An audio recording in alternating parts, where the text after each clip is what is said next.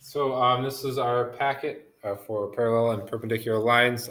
We've so far skipped example 1, so I'm going to go through and do the examples we've done so far, which are example 2, 3, 4, 5, and 6. We skipped example 1. We'll go back to it. But we want to classify these. And I'm just going to kind of go through this quickly because I doubt anyone's really going to watch for the identifying, but I just want to have it on there so you can go back and check if you weren't here or something.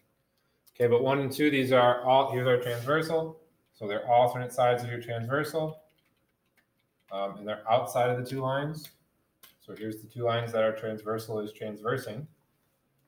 They're outside, so that's going to be alternate exterior angles. Here's our transversal. They're on the same side of the transversal. They're between the two lines, so that's going to be same side interior.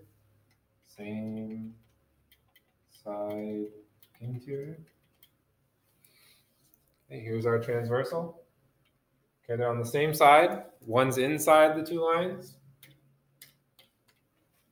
Okay, one's outside the two lines. So it's going to be corresponding. If we took this intersection point, picked it up, and put it on top of the other one, they're going to be on top of each other, so they're corresponding angles. They're in corresponding locations. Corresponding. Then 7 and 8 here. They're on alternate sides. Here's our transversal. They're on alternate sides, and they're both in between the two other ones. So that's going to be alternate interior angles. Okay.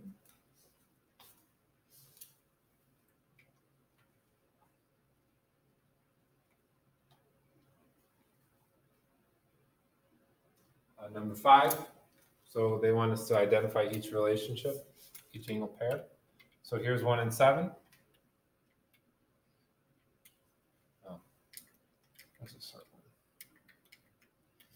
Okay, so 1 and 7 are there. They're alternate sides of the transversal, and they're both outside the two lines, so those are alternate exterior angles. 4 and 6. So those are on alternate sides of your transversal. They're both in between the two lines, so they're going to be alternate interior.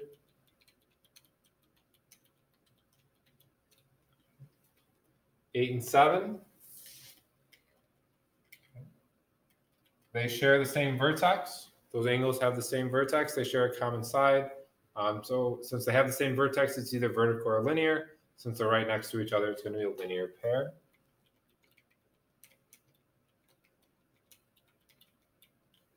Three and 8 are none. We don't have an angle relationship for these. 3 and 5, alternate sides of the transversal. Both in between the two lines, that's alternate interior. And then 2 and 4 have the same vertex, so they're either vertical or linear. And it's going to turn out that they're vertical because they're across from each other. So that's vertical.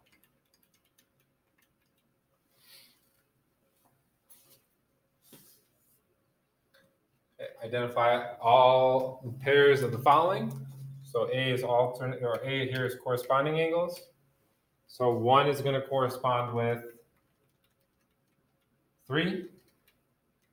2 is going to correspond with 4. 8 is going to correspond with 6.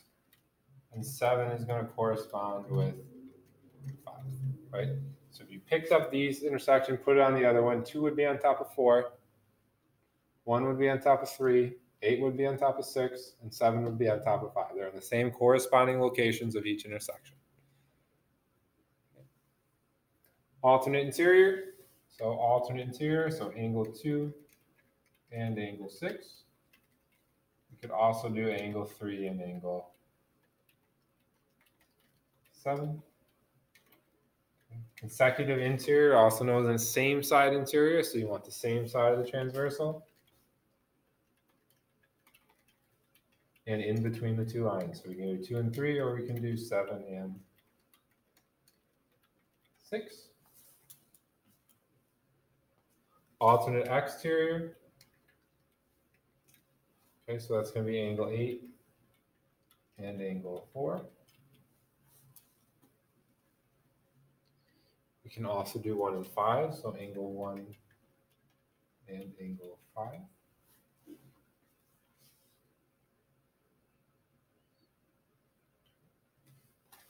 alternate sides of the transversal outside of the two lines.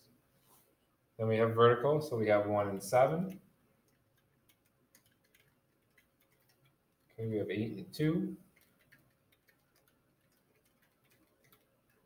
6 and 4.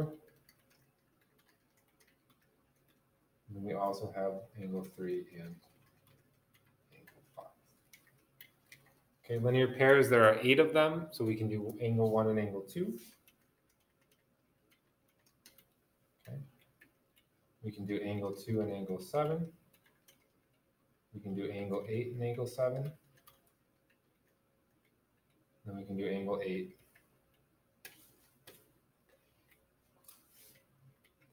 and angle 1. Okay, we can also do 3 and 4.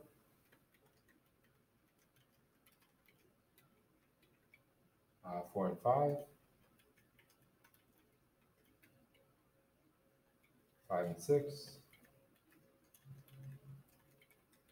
And then 6 and 3. Okay, those are all our linear pairs, adjacent and supplementary. So that's example 2. Let's go to example 3.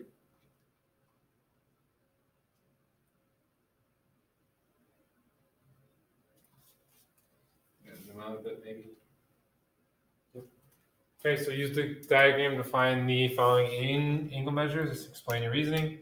So first one, this is 113 degrees. What is the measure of angle 6? Well, these are corresponding angles.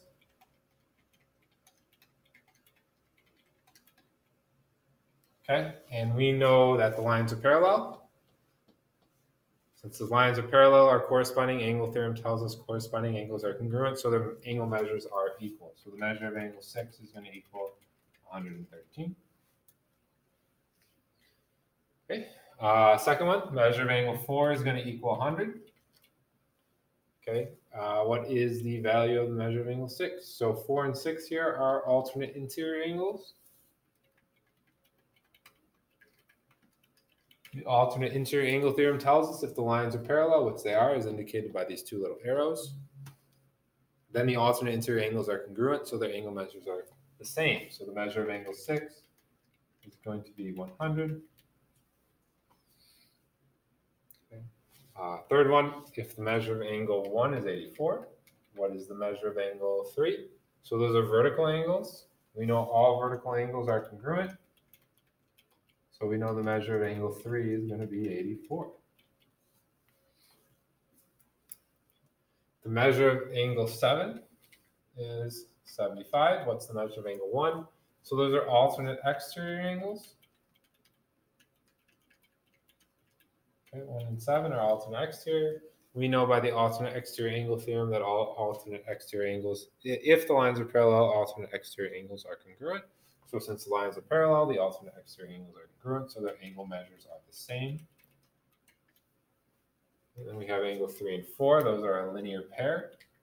We know linear pairs are supplementary, therefore their measures add up to 180. So we're going to do, linear pair.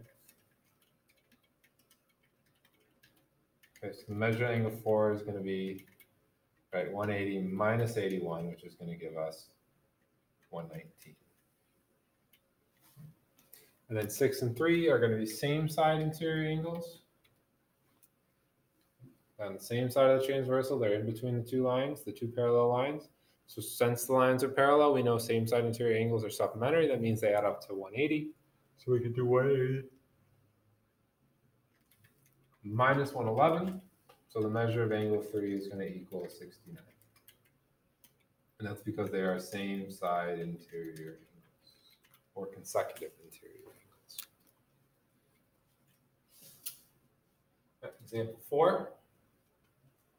If P is parallel to Q, and the measure of angle 1 is 75, find the measures of all the other ones. So angle 1 is 7, measure of angle 1 is 75. We have vertical here. Vertical angles are always congruent. So that's also 75. We know the lines are parallel because it's telling us P is parallel to Q. Since they're parallel, alternate interior angles are congruent, therefore their angle measures are the same. So this is going to be 75. And then again, we know vertical are congruent, so measure of angle 5 is also going to be 75. So we see that these kind of opposite sides, it's rotating back and forth, switching back and forth. Okay, linear pair here. So if we do 180 minus 75, we get 105. So the measure of angle 8 is 105 because it's a linear pair. And then again, we have vertical. So the measure of angle, sorry, this is 105. Okay, and then we have vertical. So this is also going to be 105. And then we have alternate interior. So this is 105. And then we have vertical. So the measure of angle 4 is also 105. So the pattern here is that they switch back and forth. Right, these ones are 75. And then these ones are 105. Okay, so the idea here, right, it's going back and then forth.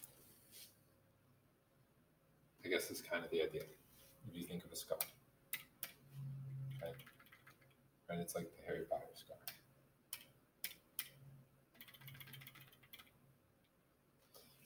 White and bold. Right. If you go to example 5 and 6 here.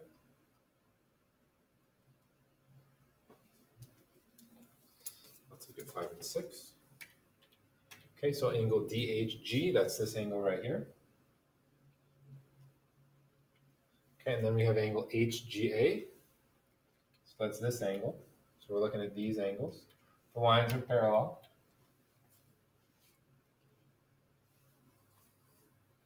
So those are alternate interior angles.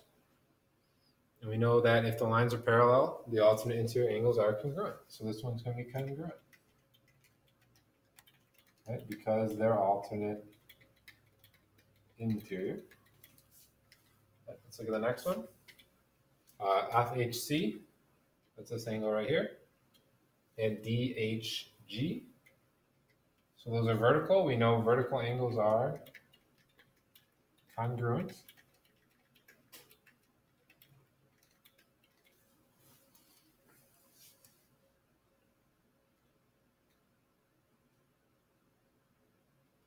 Okay, BGE is right here. And then FHC, so that's these angles. Okay, those are alternate exterior angles, alternate sides of the transversal. They're outside, so that's alternate exterior. And we know if the lines are parallel, the alternate exterior angles are congruent. EGA, it's right here. GHC, it's right here. Those are corresponding angles. And we know that corresponding angles are congruent if the lines are parallel. Okay, and again, the lines are parallel. Okay, AGH is right here. And EGA is right here. So that's those two. Those are at the same vertex, so it's either going to be vertical or linear, and they're supplementary and adjacent, or they're adjacent, so we know they're going to be a linear pair. So this is a linear pair, and we know linear pairs are always supplementary. Linear pair, so it's going to be supplementary.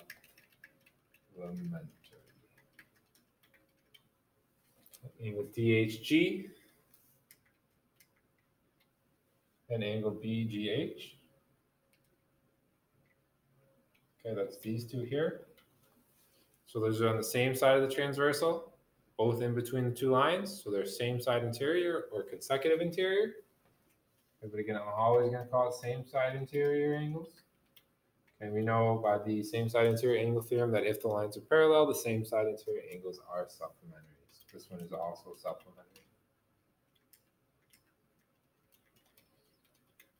Right, so if the lines are parallel, we know that alternate interior, alternate exterior, and corresponding are congruent.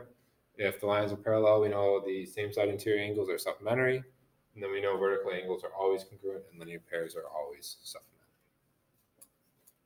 Okay, example 6 here, we have to look and see what kind of angle pair we have. So the lines are parallel and we have corresponding angles. Since we have corresponding angles and the lines are parallel, we know that those corresponding angles are congruent. And if they're congruent, their measures are equal. So since the measures are equal, we can set 17x minus 4 equal to 12 plus 15x. We subtract 15x from both sides. We get 2x minus 4 equals 12. Then we can add 4 to both sides. And we get 2x equals 16. We can divide by 2 on both sides, and we get x equals 8. We can substitute that in to make sure the answer is right. So 17 times 8, that's 34 times 4. That's 68 times 2. That's 136. Substitute in here for 15. So that's, we did not do that, right? That's not right. 17 times 8, that's 34 times 2 is 68. Maybe it's right. 15 times 8, 30 times 4, 120 plus 12. 120 plus 12 is 132. Oh, it's minus 4. Yeah, I didn't subtract the 4. There you go, 132 and 132. So we did it right. X equals 8 is our answer. Okay, here we have same side interior angles. We know same side interior angles are supplementary if the lines are parallel, which they are, indicated by these 2 arrows. So if they're supplementary, we can add the measures up to 180. So x plus 67 plus x plus 127 equals 180. So we get 2x plus 194 equals 180. We can subtract 194. We get 2x equals negative 14, and then we can divide by 2, and we get x equals negative 7. It's okay if x is 7 as long as the angle measures aren't. So let's substitute it in and see if it works. Negative 7 plus 67 is 60. Negative 7 plus 127 is 120. So we know we have the right answer because 60 plus 120 is 180.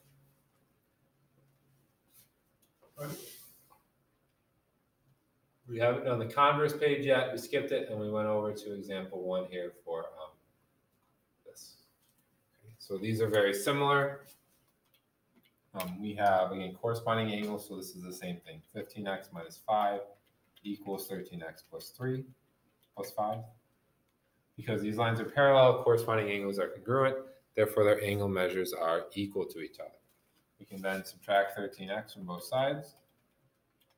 That gives us 2x minus 5 equals 5, and then we can add 5 to both sides, so we get 2x equals 10, and then divide by 2, and we get x equals 5. If we want to substitute that back in to check our answer, we can. 5 times 13 is going to be 65 plus 5, that should be 70. 5 times 15 is 75 minus 5 is 70, so we're good here. Here we have same side interior angles, so they're going to add up to 180 because the lines are parallel and they're supplementary.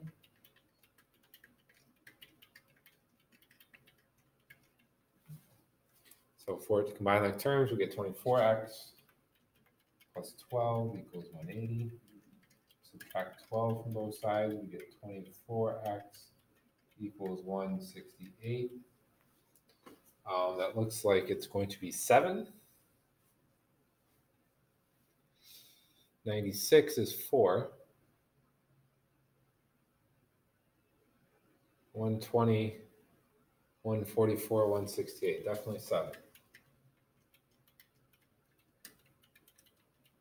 If we want to substitute back in to check, this is going to be 75. 14 times 7.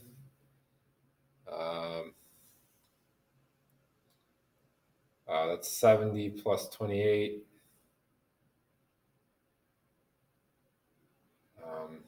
80, 90, 805. And look at that, 105 plus 75 is 180. So we're good. Okay, over here we don't have an angle pair for this. But we know this is going to be x plus 5. I'm sorry, we know this is going to be x plus 5 because they're corresponding. We know this would be x plus 5. We know this would be x plus 5. We know this would be 3x minus 7. This would be 3x minus 7. 3x minus 7. We know all that would be true. is these are corresponding, these are alternate interior, these are vertical, and then these are vertical, these are corresponding, these are alternate exterior. So if we want to just look at two of them, okay, these two, that's going to form a linear pair. We know linear pairs are supplementary, so we can add those up to 180. So 3x minus 7 plus x plus 5 equals 180. Okay, so we get 4x minus 2 equals 180. We add 2 to both sides. So we get 4x equals 182. And we divide by 4. We get x equals, so 4 goes into 200.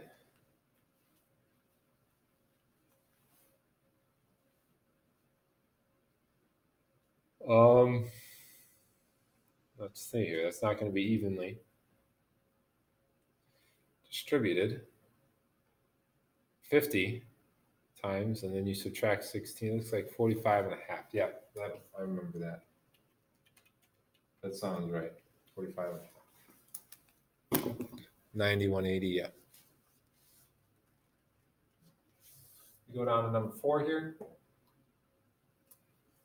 We want to look at just the ones with x first. So the ones with only x and not y's are these two. So we want to look at their alternate exterior angles. We know the lines are parallel by these arrows. So since the lines are parallel, alternate exterior angles are congruent, meaning their angle measures are equal. So 4x minus 8 is going to equal 3x plus 10. We can then subtract 3x. We get x minus 8 equals 10. And then we can add 8 to both sides. We get x equals 18. We can then substitute that in. So we can do 3 times 18 plus 10. It's going to give us, that's 36, 44, 54 plus 10 is 64.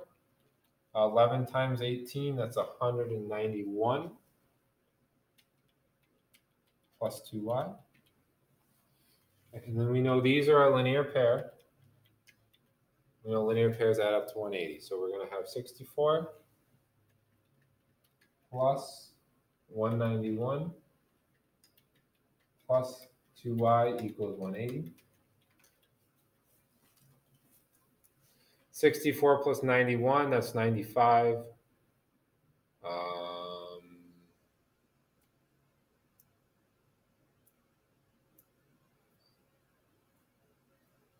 So 255, I guess. Seems odd. Okay, subtract 255. You get 2y equals negative 75. And we can divide by 2, and we get y equals negative 75 over 2, which is going to be 37 and a half. We definitely want to plug that back in and substitute back in to check our answer.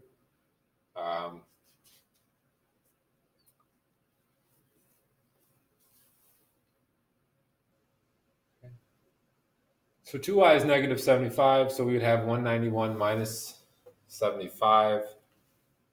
116. And 116 plus 64 is 180, so that looks like right. That checks out. So we're good. We are golden. Okay, I'm going to do a separate video for the proofs, so I'm going to stop there. And the next video will be on the proofs.